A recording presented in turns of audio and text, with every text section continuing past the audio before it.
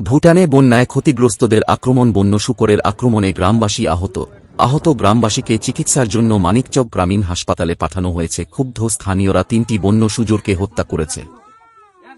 Hello, আপনি উজ্জ্বল Times news দেখছেন। মঙ্গলবার রাতে মানিকচকের ভুটানি উত্তরচণ্ডীপুর পঞ্চায়েতের আলাদিয়া এলাকায় বলা হচ্ছে, ভুটানের আলাদিয়ার বিশাল এলাকা তলিয়ে গেছে গঙ্গা নদীর পানিতে। ওই দিন ৩টি বন্য শূকর অতর্কিতভাবে বাঁধের ওপর হামলা চালালে অতর্কিত হামলায় এলাকায় উত্তেজনাকর পরিস্থিতির সৃষ্টি হয়। এদের উপরে হামলা করে জোরে ভাবছিল, তা এসে আর কামড়ে দিয়েছে। কজন ছিল এরা? ৩-৪ জন ছিল। কজনকে কামড়েছে? দুজনকে কামড়েছে।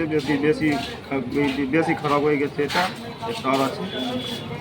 এই দুজনের নাম কি আছে? দুজনের সঞ্জয় মণ্ডল, একটা রাম মণ্ডল। বাড়ি কোথায় এদের? ভুতনি আলাদিয়া।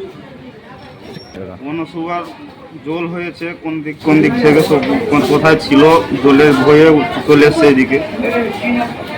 সুগার হবে ওখানে 7-8টা ছিল। কোথায় আছেন? হ্যাঁ, ভয়ের মধ্যে। ভয় লাগছে আপনাদের?